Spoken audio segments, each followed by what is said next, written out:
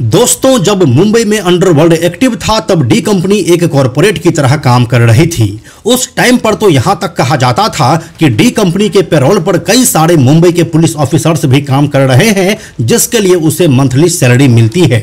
यही नहीं, D company को एक क्राइम कॉरपोरेट बनाने का काम किया था छोटा राजन ने, और इसके कई सारे विंग भी हुआ करते थे। डी कंपनी अपने शूटर्स को हर महीने सैलरी देती थी और उसके पकड़े जाने या फिर मारे जाने के बाद उसके परिवार को पेंशन भी मिलता था। कुछ इस तरह की बातें डी कंपनी के लिए फेमस हुआ करती थी, जो काफी हद तक सही भी था। लेकिन बीतते समय के साथ ये सब खत्म हो गया और इसके बाद अब जाकर लॉरेंस बिश्नोई गैंग एक कॉरपोरेट कंपनी की तरह काम करना शुरू कर दिया है। डी कंपनी के करीब 1.5 दशक बाद लॉरेंस बिश्नोई गैंग खुद को पूरी तरह से अब एस्टेब्लिश कर चुका है, और अब अगर आप उसके काम करने के तरीके को देखेंगे तो आपको भी कुछ बातों पर यकीन नहीं होगा। किस तरह से जेल में बैठे लॉरेंस बिश्नोई ने पहले अपराध का अपना एक सिंडिकेट खड़ा किया और फिर कैसे उसे एक कॉरपोरेट का आकार दिया। लोग कैसे लॉरेंस बिश्नोई के गैंग में भर्ती होते हैं और फिर उसकी आगे की जिंदगी कैसी हो जाती है, आइए आपको बताते हैं सब कुछ आज के इस वीडियो में।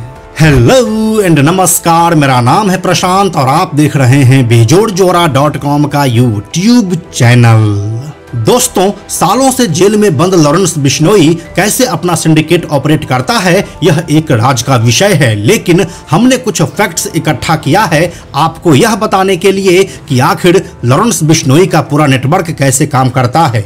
आज के इस वीडियो में हम आपको लॉरेंस बिश्नोई गैंग में भर्ती के साथ उसके गुर्गे की सैलरी और इंसेंटिव के साथ पेंशन की बात भी करने वाले हैं। तो चलिए इस पूरी कहानी में आपको अब आगे लेकर चलते हैं। दोस्तों, सबसे पहले हम आपको बताते हैं कि लॉरेंस बिश्नोई के गैंग में मेंबर्स की भर्ती कैसे होती है। तो हम आपको बताते चलें कि गैंग के मेंबर सोशल मीडिया प्लेटफॉर्म पर लॉरेंस बिश्नोई और गोल्डी बराड़ के नाम से पेज बनाते हैं। इनसे जुड़ने वाले लड़कों को खास तवज्जो दी जाती है। ये एक तरह से रिज्यूम भेजने जैसा हो गया। ये एचआर के जैसा ही काम होता है। एक टीम ऐसे लड़कों की प्रोफाइल को शॉर्ट लिस्ट करती है जो सोशल मीडिया पर अपराध को ग्लोरीफाई करते हुए हथियारों के साथ फोटोज और वीडियोज अपलोड करते हैं। इसके बाद उसके बैकग्राउंड को वेरीफाई किया जाता है। सब कुछ सही रहने पर उससे कांटेक्ट किया जाता है। शुरू में अपॉइंटमेंट छोटे मोटे क्राइम के लिए ही होता है और पहली बातचीत में लॉरेंस बिश्नोई के बारे में बिल्कुल नहीं बताया जाता है। अपने गैंग में शामिल करने से पहले नए मेंबर्स को छोटे छोटे टास्क दिए जाते हैं। उस टास्क को पूरा करने पर 50,000 से लेकर 1 लाख तक रुपये दिए जाते हैं और इसके बाद ही कोई बड़े कॉन्ट्रैक्ट उससे मिलते हैं। अब बात आती है इंटरव्यू की। नए लड़कों के प्रोफाइल सिलेक्ट करने के बाद हर गुर्गे का इंटरव्यू होता है। इसे लॉरेंस गैंग में सीनियर मेंबर करते हैं। यह इंटरव्यू ऑडियो और वीडियो कॉल के जरिए होता है। लॉरेंस बिश्नोई खुद छोटे गुर्गों से बात नहीं करता है। वह कंपनी के मैनेजिंग डायरेक्टर की तरह सिर्फ टॉप लेवल के मेंबर्स के कांटेक्ट में ही रहता है और इनमें से रोहित गोदारा, गोल्डी बराड़, काला जठेरी, अनमोल बिश्नोई, सचिन बिश्नोई और कपिल संगवान जैसे गैंगस्टर शामिल है। अब बात आती है ट्रेनिंग की। नए लड़कों की सिलेक्शन के बाद किसी कॉरपोरेट कंपनी की तरह गुर्गों का इंडक्शन करवाया जाता है। उन्हें गैंग के मेंबर्स से मिलवाया जाता है। लॉरेंस बिश्नोई खुद या उसके गैंग से जुड़े बड़े क्रिमिनल सीधे नए गुर्गों से बात नहीं करते हैं। पहले इन्हें टीम मेंबर्स के साथ रखा जाता है। ये किसी कॉरपोरेट ऑफिस के रिपोर्टिंग मैनेजर जैसे होते हैं। वहीं उनके रहने, खाने पीने और लॉजिस्टिक्स का इंतजाम करते हैं। इसके साथ ही कॉन्ट्रैक्ट कैसे पूरा करना है यह भी वही डिसाइड करते हैं। उदाहरण के लिए मुंबई पुलिस की अब तक की जांच में पता चला है कि बाबा सिद्दीकी को मारने का जिम्मा लॉरेंस बिश्नोई गैंग से जुड़े शुभम लोनकर को मिला था। उसने यूपी के शिव कुमार गौतम समेत 15 से 20 लोगों की एक टीम को इस काम के लिए तैयार किया था। शुभम लोनकर ने ही टीम के बाकी मेंबर्स की ट्रेनिंग पुणे और करजत के जंगलों में करवाई थी और इनमें हथियार चलाना, टारगेट की रेकी करना और काम पूरा होने के बाद फरार होने तक के तरीके बताना शामिल था। इस ट्रेनिंग का पूरा खर्च शुभम लोनकर ने ही उठाया था। अब यहाँ से आगे बात आती है ज्वाइनिंग किट की। गैंग ज्वाइन करने के बाद सभी गुर्गों को ज्वाइनिंग किट भी मिलती है और इसमें मोबाइल के साथ नया नंबर दिया जाता है।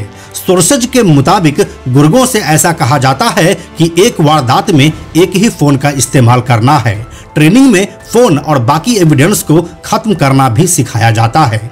जैसे बाबा सिद्दीकी वाले मामले में शिव कुमार गौतम ने पूछताछ में बताया कि बाबा सिद्दीकी के मर्डर के लिए शुभम और यासीन ने उसे हथियार, मोबाइल फोन और सिम कार्ड दिए थे। मर्डर के बाद बात करने के लिए अलग मोबाइल फोन और सिम कार्ड भी दिए गए थे।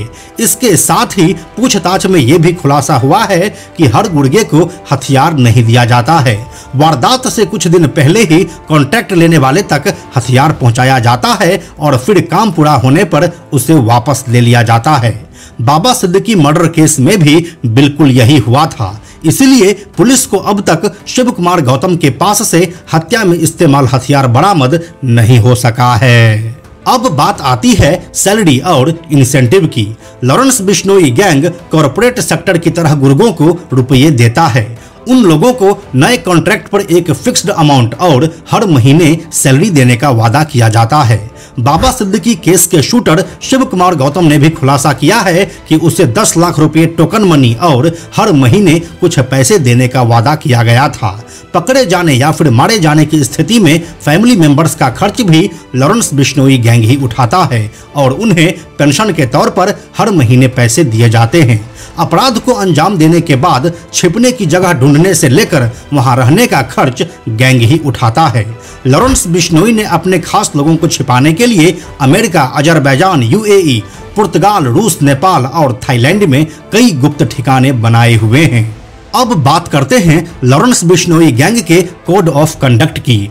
लॉरेंस बिश्नोई गैंग का प्राइवेट कंपनी की तरह ही एक अपना कोड ऑफ कंडक्ट है। सेंट्रल जांच एजेंसी से जुड़े एक अधिकारी के अनुसार लॉरेंस बिश्नोई जेल में कई साल से ब्रह्मचर्य का जीवन जी रहा है और उसने अपने गैंग मेंबर्स के लिए भी उसी तरह के नियम बना दिए हैं। गैंग ज्वाइन करने वाले को सख्त हिदायत दी जाती है कि वे कभी भी किसी भी लड़कियों से बात नहीं करेंगे और ना ही उनके साथ किसी भी तरह का कोई संबंध रखेंगे। लॉरेंस बिश्नोई की कभी भी गर्लफ्रेंड नहीं रही है। उसका भाई अनमोल बिश्नोई भी यही दावा करता आ रहा है कि उसकी लाइफ में कोई लड़की नहीं है। गोल्डी बराड़ की भी कोई गर्लफ्रेंड नहीं है। लड़की से जुड़ने के बाद हनी ट्रैप का खतरा बना रहता है और इसीलिए इस गैंग के मेंबर्स लड़कियों से खास तौर पर दूरी बनाकर रखते हैं। लॉरेंस बिश्नोई ने अपने गैंग के गुर्गों को बता रखा है कि लड़की के कांटेक्ट में आने से वह आसानी से ट्रैक हो जाएंगे। इसके साथ ही नियम के मुताबिक गैंग के मेंबर्स बच्चों और बुजुर्गों को मारने की सुपारी नहीं लेते हैं। दोस्तों, अब हम आपको आगे बताते हैं इस गैंग की प्लानिंग और इसके प्लान बी के बारे में। लॉरेंस बिश्नोई गैंग हर कॉन्ट्रैक्ट को पूरा करने से पहले हाई लेवल की प्लानिंग करता है। जैसे कि बाबा सिद्दीकी के मर्डर से 4 हफ्ते पहले ही उनकी रेकी की जा रही थी। वे कब घर से निकलते थे, किससे मिलते थे और कहां-कहां जाते थे, ये सब लॉरेंस बिश्नोई गैंग को पता था। साथ में ये भी तय किया गया था कि बाबा सिद्दीकी पर उस जगह हमला करना है जहां पर सीसीटीवी कैमरे ना हो। किसी बड़े प्रोजेक्ट की तरह एक डिटेल रिपोर्ट पुणे में बनाई गई और इसे अप्रूवल करने के लिए अनमोल बिश्नोई और फिर लॉरेंस बिश्नोई के पास भेजा गया। हर प्रोजेक्ट की तरह इसमें भी प्लान बी तैयार था। इसमें बाबा सिद्दीकी को नहीं मार पाने की स्थिति में उनके बेटे जिशान सिद्दीकी को मारने का प्लान था। इसके लिए जिशान सिद्दीकी की रेकी के लिए अलग से टीम बनाई गई थी। साथ ही घटना के बाद कैसे नेपाल भागना है, इसकी भी तैयारी बिल्कुल पहले से ही की गई थी। दोस्तों, अब बात आती है लॉरेंस बिश्नोई के अपने खुद के सिस्टम की। लॉरेंस बिश्नोई ने गैंग चलाने के लिए एक अलग से सिस्टम तैयार किया है। इसमें ऐसे शूटर चुने जाते हैं जो उस इलाके के लिए बिल्कुल नए हो जहां पर अपराध को अंजाम देना है। उनके बैकग्राउंड के बारे में लोकल लोगों को कुछ भी मालूम ना हो। किसी भी घटना को अंजाम देने के लिए अधिकतर गुर्गे दूसरे राज्यों से लाए जाते हैं। जैसे कि बाबा सिद्दीकी के काम को मुंबई में अंजाम देना था, इसलिए गुर्गे मुंबई से नहीं बल्कि यूपी से हायर किए गए थे। किसी भी घटना में शामिल शूटर्स को सिर्फ यही पता होता है कि उसके ऊपर कौन है। उन्हें नहीं पता होता है कि उनके साथी शूटर्स कौन है। कॉन्ट्रैक्ट पूरा होने पर गैंग से कम्युनिकेशन चेन ब्रेक कर दी जाती है ताकि पकड़े जाने पर गैंग के बाकी मेंबर का नाम सामने ना आ सके। अब यहाँ से आगे हम बात करते हैं लॉरेंस बिश्नोई द्वारा फेक नैरेटिव गढ़ने वाली टीम की। फेक नैरेटिव के लिए लॉरेंस बिश्नोई गैंग ने एक टेक और सोशल मीडिया मैनेजमेंट टीम भी बनाया हुआ है। ये विदेशों में बैठकर सोशल मीडिया में अपने काम को ग्लोरीफाई करती है। लॉरेंस बिश्नोई गैंग के मेंबर फेसबुक, इंस्टाग्राम और यूट्यूब का इस्तेमाल आपराधिक गतिविधि को बढ़ावा देने के लिए कर रहे हैं। वे लगातार ऐसे वीडियोस अपलोड करते हैं जो युवाओं को धर्म के नाम पर एकजुट करने का मैसेज देते हैं। अभी के समय में लॉरेंस बिश्नोई, अनमोल बिश्नोई और गोल्डी बराड़ के नाम से 50 से भी ज्यादा इंस्टाग्राम अकाउंट बने हुए हैं। मुंबई पुलिस ने ऐसे फेक नैरेटिव गढ़ने वाले प्रोफाइल्स पेजों को सिलेक्ट किया है और उन्हें प्रतिबंधित करने के लिए एक्स और मेटा यानी कि फेसबुक को लिख दिया है। तो दोस्तों, कुछ इस तरह से लॉरेंस बिश्नोई का पूरा गैंग एक कॉरपोरेट की तरह ऑपरेट होता है और अपने नेटवर्किंग की वजह से वह डी कंपनी को काफी पीछे छोड़ चुका है। तो उम्मीद है अब आप यह समझ गए होंगे कि लॉरेंस बिश्नोई का पूरा गैंग कैसे ऑपरेट होता है। बाकी इस वीडियो के बारे में अपनी राय आप हमें कमेंट में लिखकर जरूर बताइए। हम जल्दी मिलते हैं आपसे एक नए कहानी के साथ में हम आपको यह भी बताते चलें कि आप में से 97% ऐसे लोग हैं जो हमारे वीडियोस को देखते तो हैं लेकिन हमारे चैनल को सब्सक्राइब नहीं करते हैं। ऐसे लोगों से हमारी हाथ जोड़कर विनती है कि अगर आपको हमारे वीडियोस पसंद आ रहे हैं तो आप बेजोड़ जोड़ा के इस चैनल को सब्सक्राइब जरूर कर लीजिए। साथ ही बेजोड़ जोड़ा नाम से हमारा एक एक्स अकाउंट है यानी कि ट्विटर अकाउंट है, आप उसे भी फॉलो जरूर कीजिए। यह वीडियो अगर आपको पसंद आया तो इसे लाइक और शेयर जरूर करें। आने वाले वीडियोस के लिए बेजोड़ जोड़ा को सब्सक्राइब करके बेल आइकन को टच करना ना भूलें। Thank you so much.